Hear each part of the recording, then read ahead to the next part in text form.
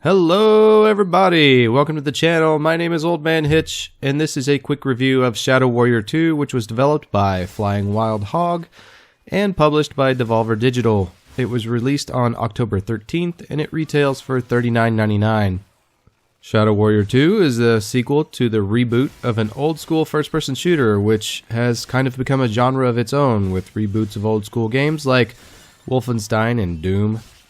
If you're unfamiliar with exactly what I'm talking about, just imagine your typical Call of Duty or Battlefield single-player campaign. You know, I'm probably going to do my next video on Battlefield 1, and its single-player campaign is the perfect example of what I'm about to describe. You get an almost playable movie, in a sense. Think press F to pay respect. They give you a couple weapons to carry at a time, and usually only a main weapon and a sidearm. Ammo is almost never an issue because you can just use ammo from enemy soldiers you've killed. NPCs often accompany you, providing story and dialogue and helping you fight. Exploration and creativity are discouraged and often impossible. Now, scratch all of that. When people talk about old school FPS, it's almost entirely a different animal. You'll get several different weapons, usually an assault rifle, sniper rifle, pistol, shotgun, missile launcher, etc. You'll have to find ammo and health packs throughout a wide open map where exploration and creativity are not only encouraged, they're rewarded. Now, Shadow Warrior 1, that was released in 2013, it held true to its roots and provided that great old school shooter experience combined with a great story and fun and interesting dialogue. I actually played all the way through it right before the release of this sequel, so it was fresh in my mind when I sat down to play Shadow Warrior 2. So how did Shadow Warrior 2 deliver? Well, there are some changes to the gameplay, and fans of the first one might not be pleased. Firstly, instead of story missions that take you to different places as you advance in the game, they've chosen to give you a central hub with quest givers, and you have to teleport to quest locations and back home to turn in items, and essentially almost every quest I've done so far has been a fetch quest. The levels themselves are procedurally generated and repeatable. And you might ask, why are they repeatable? It's because they've also added quite a bit of loot so you can farm it. There are over 70 different weapons and a seemingly limitless number of weapon upgrades. Other reviewers are going so far as to calling this game a looter shooter, like The Division or Borderlands. I don't know if I'd go quite that far, but it is a fundamentally different game than the first one. However, it is able to retain some of that charm and wittiness of the original as far as the storyline goes, but I do have some concerns when it comes to this story and the direction they've taken the overall universe of the series. If you don't know, you play as Lo Wang, who is a wisecracking ninja gangster, and he defends the world from demons and the occasional Yakuza thug. I will now discuss a minor spoiler for Shadow Warrior 2 that actually happens very early in the game, so I don't technically consider it a spoiler. But I don't like spoilers, so I'm giving you a heads up. Additionally, in order to discuss this minor spoiler for Shadow Warrior 2, I'm going to have to give you a major spoiler for the first game, Shadow Warrior 1. So I just assume that if you're watching this review for Shadow Warrior 2, that you've either played 1 or you don't really care. Anyways, in the first game, you have a partner, or maybe a companion you might call him.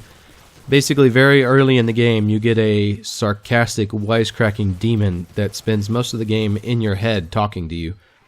He jumps out for cutscenes, and he's a big part of why I think the story of that game is so successful.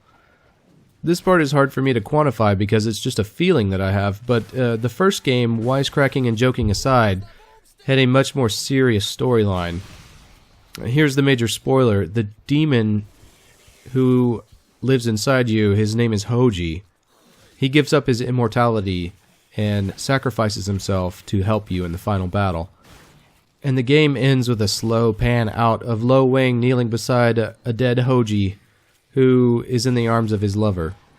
And to me, this was an iconic ending, and part of what makes wisecracking comedy work is how well it was balanced against the seriousness of the mythology and the universe in which the story is taking place. So think Last Airbender for a reference of what I'm getting at. You have the seriousness of the whole entire situation coupled with some wisecracking antics here and there. Now fast forward to Shadow Warrior 2. Hoji is dead, and here's the minor spoiler for Shadow Warrior 2. Instead of having no voice in Lo Wang's head, the writers have introduced a young ditzy girl whose mind has been separated from her body, so she stays inside Lo Wang's head while her body is mended.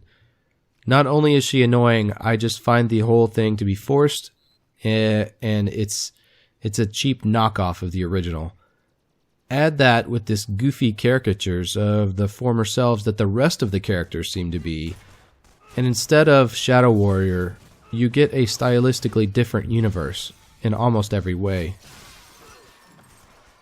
Now I'm going to jump in and show you some of the settings and a little bit of the gameplay, talk about some of the weapons and the upgrades, and give you my final thoughts. Okay, here we are at the title screen. We have a game in progress. As you can see, I've played for a little over 8 hours. I have taken my time and fooled around with some stuff though, so some of that's been wasted time. And I'm about 44% into the game. The difficulty I have it set on is Who Wants Wang? A little bit of the humor you can see here. Tiny Grasshopper being easy, I Have No Fear medium, and then No Pain No Gain for the most difficult setting. I do play single player, but there is a multiplayer aspect to it where you can play with your friends if you would like. I have gotten into one game with other people, and all we did was stand around the fountain and do nothing. And I don't know, the host of the game was AFK or something. I haven't tried it again. It's not really my thing anyway, but from what I can tell, you just follow the host around and help him on his quests, and maybe you'll get a little bit of loot or something. Alright, so you can start a new game. Here's how you join games that are in progress with your multiplayer. You have an achievement screen. Collect, what is this? Collect a million zillion? I don't know. Whatever. Alright, so in settings, your game and HUD options. They do have pretty large weapon models, but I wish you could scale them back a little bit, but I don't think you can. The best thing you can do here is change your crosshairs and such. Show your enemy information.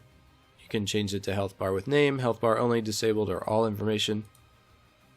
And the weapon auto change and inertia. Melee weapons in this game are not very good. They'll get you killed faster than anything else, but maybe it's just the difficulty level that I have it set on.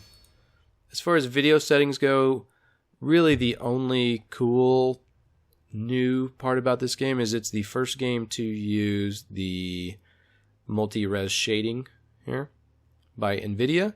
And what this does is it will change the resolution of the things in the periphery. I have it disabled right now, but you can set it to aggressively do it or not. And what it does is, like I said, it changes the resolution out here or along the periphery to a lower resolution, which should give you better performance, and things in the middle will be focused really nicely because you don't spend most of your time looking out here anyway, so why render all that at a high resolution? And it improves your performance a little bit, but I don't have any problems with performance in this game. It runs very smooth and very nice. Another thing you might want to do is turn particles down. A lot of people complain about this because it's very particly. All the fighting and combat can be a bit much. So let's jump in here and I will show you the game. Okay, so here we are in a mission, and I'm going to show you a little bit about the menus and whatnot. First thing up is the mission menu, where you can choose where you want to go. Okay. Green ones are ones that I've already done that are side quests. The blue ones are side missions that you haven't finished, and then the yellow ones are your story missions. These are the weapons that I have equipped. I actually have an open spot here. I'll run you through the process of adding a new weapon. So this will be in slot 7. I just received a new pistol called the .50. I think that's a reference to Snatch, which is a really good movie. All right, so as you can see, there are 3 slots to .50, and the upgrades is what you put in those slots. So let's say we want some toxic damage. So we just come over here and put it in one of the slots. Now we got toxic damage. What about damage radius, damage as explosion, but less damage? I wonder if you can even put that on there. Yes, you can. Now we're talking. And double core. Ammo is loaded in double packs. It does 47% more damage, but uses 2 ammo. See, this is interesting because this negates the negative damage from the last upgrade that we did. But it uses 2 ammo. But we already have that in one of the different ones. So let's use a different one here. Extra damage and piercing, a chance for a piercing chance. So let's add that in there. So those are our 3. So if I press 7, it brings it up. It's got a nice little glowing effect to it. Nice. Very meaty. The gunplay is very nice. One thing that they kind of messed up a little bit is the melee, I think. Because of the bullet sponginess of the enemies, the melee is kind of hard to pull off at times. Okay, so you can see the mini map up in the top right. We're just kind of following around, picking stuff up as we go along. There might be treasure chests with ammo and whatnot, and power-ups in these houses that we can check, or we can just skip it all and keep going. I'll show you a little bit of the combat.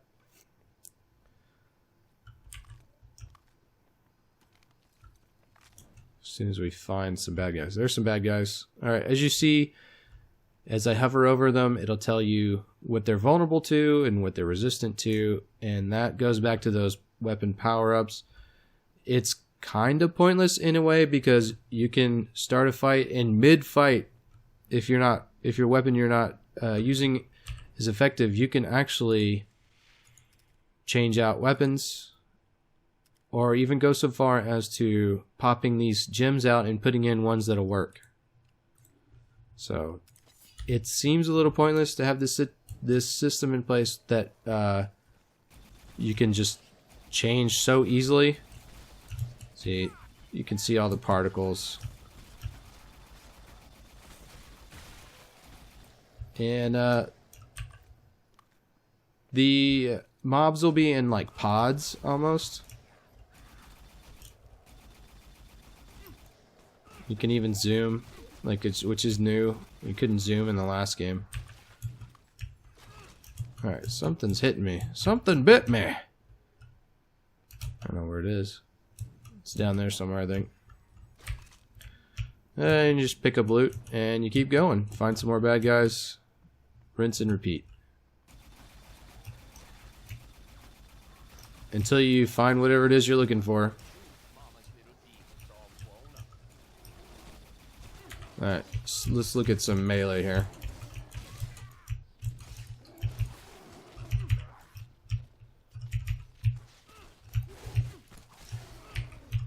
See, it's like much more difficult, take a lot more damage. It's easier just to run backwards and hold the button down, which is kind of what they've reduced the gunplay to a little bit. But, you know what? I'm kind of pooping on it a little bit, but it's still fun. Still having a good time with it. It's just not what I expected, maybe not exactly what I wanted.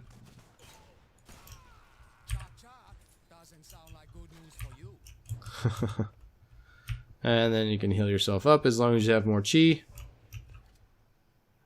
And you pick up chi as a drop and whatnot. So this has been a quick review of Shadow Warrior 2. My name is Old Man Hitch. Please like and subscribe if you enjoyed the review, and have a wonderful day.